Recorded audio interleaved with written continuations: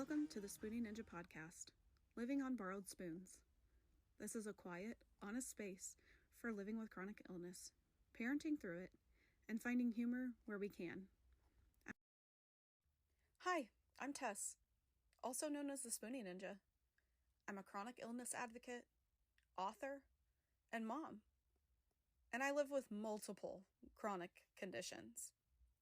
Living on Borrowed Spoons is a space for real conversations about illness, mental health, parenting, relationships, and surviving systems that weren't built for us. You don't need to be strong here.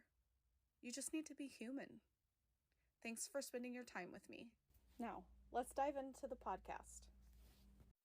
Episode 4, When Your Nervous System Changes the Rules.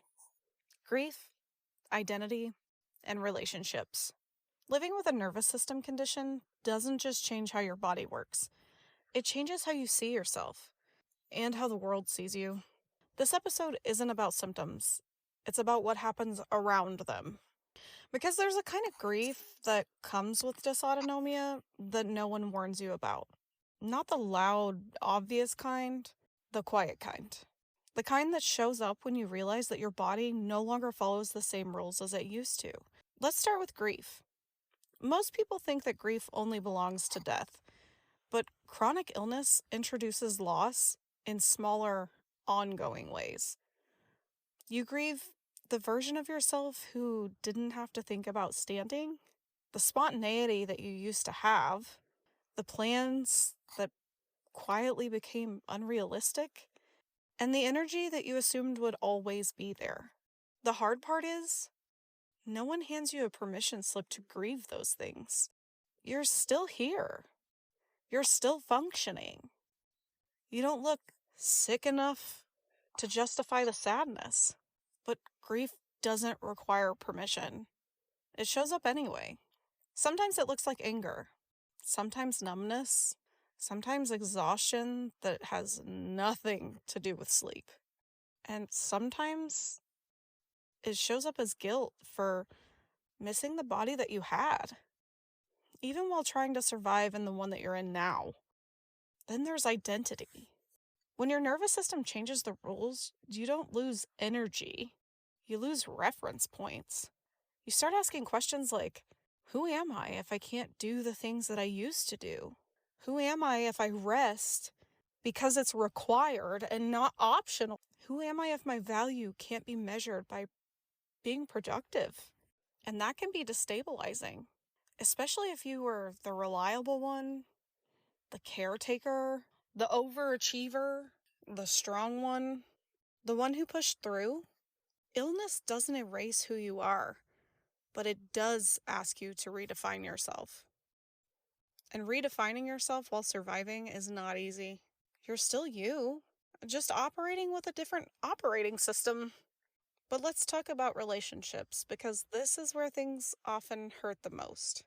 When your body has different rules, especially different rules that other people don't always update their expectations with, some relationships soften. They slow down with you and they learn. Others don't. People may minimize your experience, offer advice instead of understanding, get uncomfortable with your limits, or disappear whenever you can't keep up. And that hurts, even when you understand why it happens. You just start to feel like you're too much, or not enough, or a burden, or an inconvenience. So you explain yourself. And then you explain yourself again. And then you wonder why you're so tired. But here's something important. You're not responsible for making other people comfortable with your illness. Your job is to keep yourself regulated, to protect your own energy, and to survive with dignity. The people who are meant to stay will adjust, and the ones who can't, that loss is real too. And yes, that deserves grief as well. There's also a specific loneliness that comes from invisible illness. When you look fine, but feel anything but. When you cancel plans and feel guilty. When you show up, and then you pay for it later. when you weigh every decision against your nervous system's tolerance.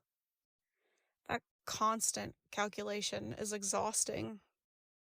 And it's okay to acknowledge that.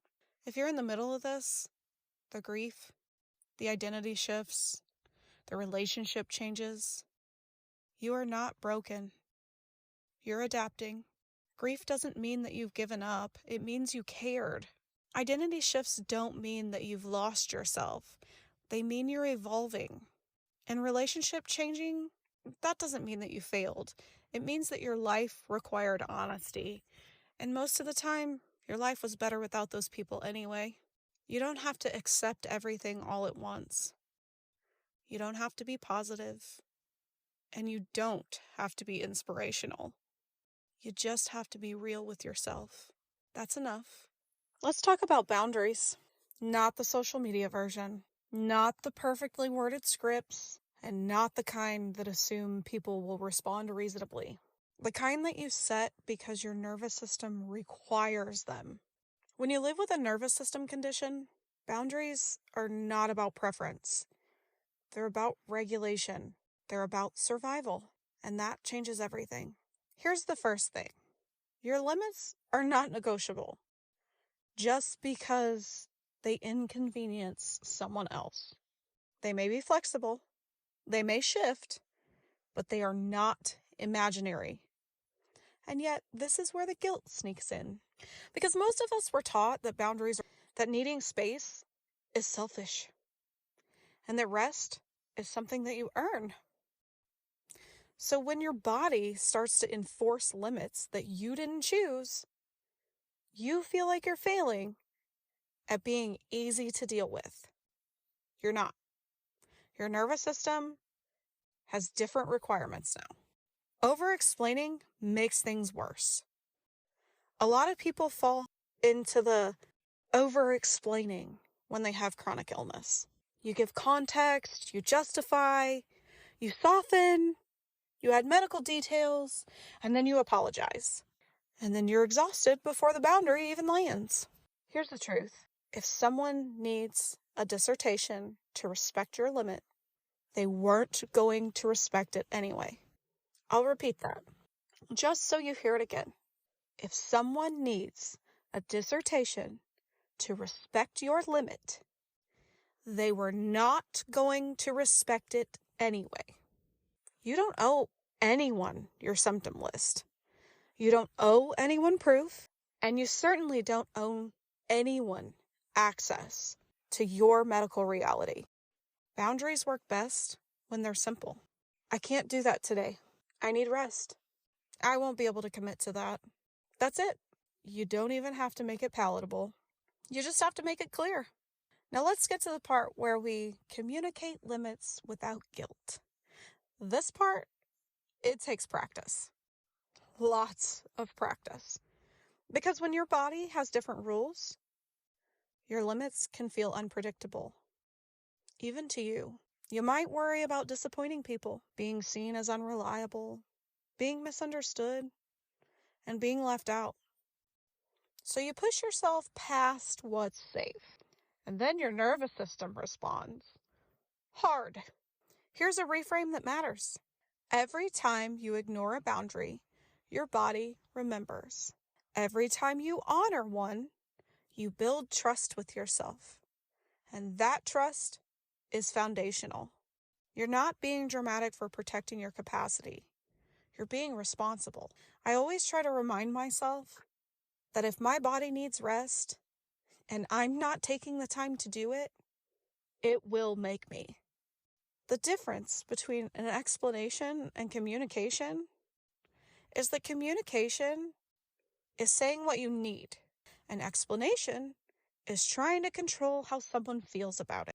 You're responsible for the first, but you are not responsible for the second. Some people will understand, some people won't. Some people try to negotiate. Your job is not to convince. Your job is to notice when your nervous system tightens, and then you respond accordingly. That might mean ending conversations earlier, or declining invitations without counter offers, or sitting in silence and just existing. Discomfort doesn't mean that you did something wrong. It often means that you did something new. Protecting your nervous system in a world that pushes? Well, the world is loud. It's fast, it's demanding, and it does not slow down for dysautonomia. So protection becomes intentional. Protecting your nervous system might look like leaving early instead of staying until you crash. Saying no even when you would have pushed through. Choosing predictability over spontaneity. Limiting emotional, draining conversations. Reducing your sensory input. These aren't weaknesses, they're strategies. You're designing a life that your nervous system can tolerate. That's not giving up. That's an intelligent adaptation. Boundaries change relationships. Here's the part that people don't warn you about. When you start honoring your limits, some relationships will change. People who benefited from your overexertion may resist. They may guilt you, and they may minimize your needs. But that does not mean your boundaries are wrong. It means the dynamic relied on you ignoring yourself. Healthy relationships, they will adjust. Unhealthy ones will push back. That information is painful, but it is valuable. You don't need to confront everyone. You don't need to explain yourself into exhaustion. You're allowed to quietly choose yourself, but boundaries with yourself matter too.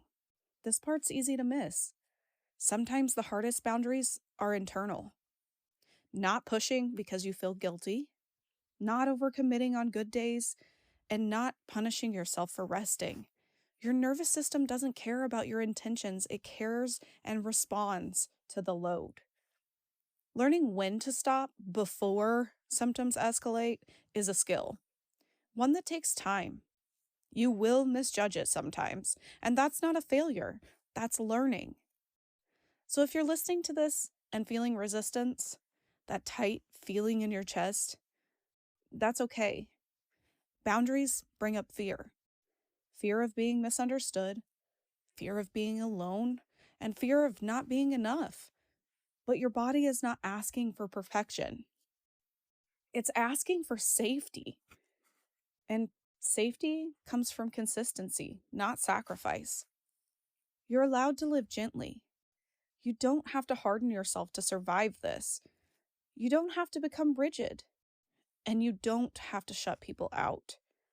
You just have to listen when your body says that's enough. It's not selfish. That's care. If nothing else, take this with you. Your nervous system is not a problem to overcome. It's a system to support. And you are allowed to build a life that reflects that truth.